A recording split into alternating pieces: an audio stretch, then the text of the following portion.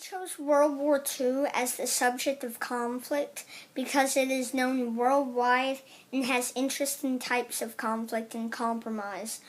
World War II relates to conflict and compromise because the Nazis, led by Adolf Hitler, would capture, kill, and incarcerate thousands of Jews.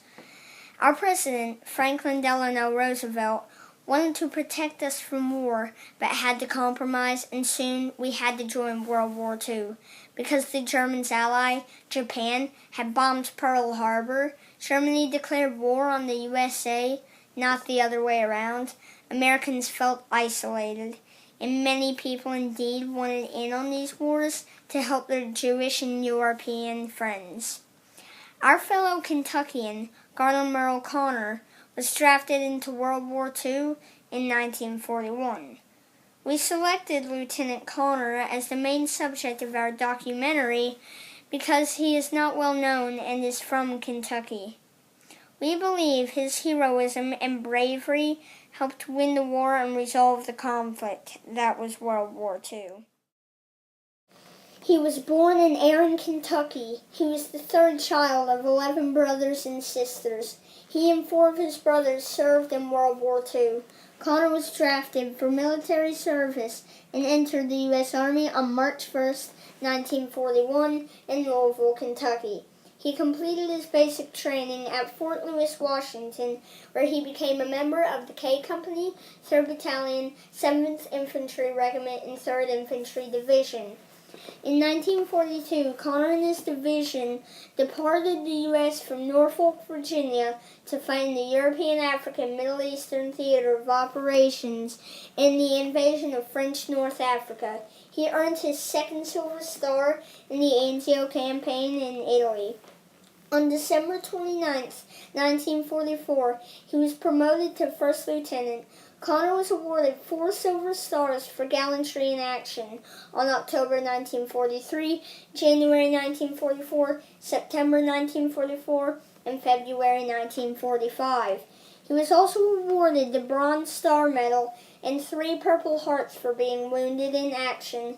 He was presented the Distinguished Service Cross for extraordinary heroism during a German counterattack on January 24, 1945, near Hussy, France. Connor charged 400 yards into an intense German tank, artillery, and infantry assault. Almost single-handedly, Connor turned back the enemy advance and prevented heavy casualties in his own battalion. A citation awarding Connor the Distinguished Service Cross states that amid exploding shells and automatic weapon fire, Connor unreeled a spool of telephone wire, which enabled him to call for artillery help. For 3 hours, he lay in a shallow ditch as wave after wave of German infantry surged toward him, at times to within 5 yards of his position. As the last all-out German assault swept forward, he ordered his artillery to concentrate on his own position, resolved to die if necessary to halt the enemy. Connor's commanding officer wrote, "Friendly shells exploded within 5 yards of him, blanketing his position, but Lieutenant Connor continued to direct artillery fire on the assault elements swarming around him until the German attack was shattered and broken." His fellow infantrymen said Connor frequently volunteered to take the point on the most dangerous patrols. One officer remembered that when volunteers were requested for an especially dangerous night mission into enemy territory, Connor was the only one who reported to the commander's tent. "Where are the rest?" the commander asked. "I'm it," Connor replied. Connor repeatedly risked his life under enemy fire to capture and disable numerous enemy positions. In March 1945, Connor was sent back to the U.S. before his unit was assigned occupational duty in Germany and Austria. He was honorably discharged on June 22, 1945, before the war ended.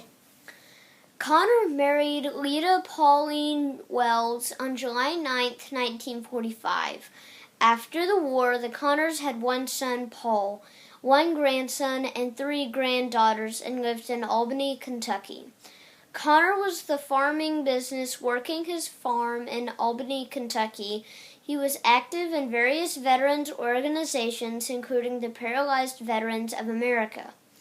He was handicapped from his war wounds and heart surgery in 1979. Connor died in 1998 and was buried in Memorial Hill Cemetery in Albany.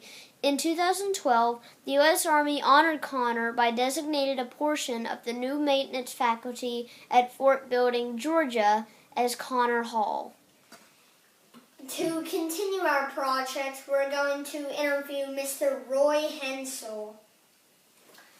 How can soldiers receive some of the awards that you have? Okay, now this is a very special award. This is called the Purple Heart, and one receives that by being wounded in action. So that's very special.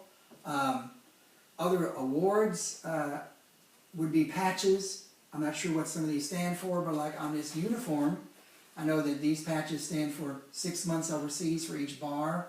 So that represents 2.5 years overseas, and it's his unit and other bars over here that he's received. So yeah, that's the awards they might receive. Mm-hmm. And can you tell us about some of the other artifacts, like these dog tags? These dog tags belong to Dudley Reddick, who received this Purple Heart. Dudley came from Carlisle County, which is right next to Ballard County, near McCracken County. Other things that he also was stationed in Italy, and he had this with him. This is government issued Italian money for the soldiers. Some other things that I have are this Russian phrase book, which the soldiers were handed because Russia was our ally, and they needed to know how to communicate. For example, if they needed gasoline for the tank, they could ask for benzine, and they'd know how to say it. I found this artifact in an old abandoned house. It's a Nazi armband, which is scary, as well as this. This is a piece of foundation from Dachau, which is a concentration camp, a Nazi concentration camp in Germany. And that was all part of the Holocaust. And did you know someone or their family that was involved in the war? Well, I knew Dudley Reddick's family because I taught with his niece. And if you're thinking about the end of the war, how the war ended, basically it ended after the atomic bombs were dropped on Hiroshima and Nagasaki. And I have some letters from like Paul Tibbets, who was the pilot of the Enola Gay, which is the plane that dropped the bomb right here. And he explains what he saw that day, and also from the bombardier who actually dropped the bomb, who said that he thought he was doing right, doing his duty, and that it would literally save thousands of lives. Well, thank you for your time and the information on these artifacts from World War II. You're welcome.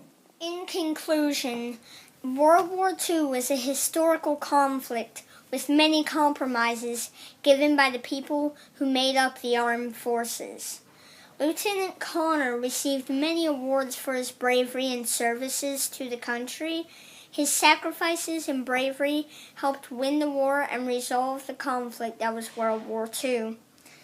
The Germans were defeated because of the sacrifice and compromise made by Lieutenant Connor and the armed forces.